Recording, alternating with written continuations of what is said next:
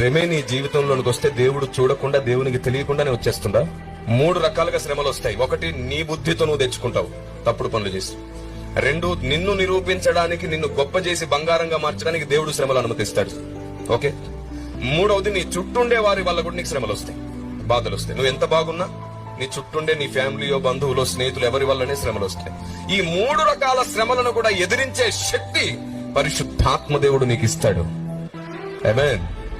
ఎట్లాగిస్తాడంటే, నీవు తెలివి తక్కువగా శ్రమల్లో పడ్డా అది నీకు అనుభవంగా మార్చి నీకు శక్తిగా ఇస్తాడు.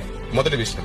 2వది, దేవుడు గాని శ్రమలు అనుమతించాడు అంటే నువ్వు అదృష్టవంతుడివే, ఎందుకంటే నీ అంతస్తు పెంచబోతున్నాడు.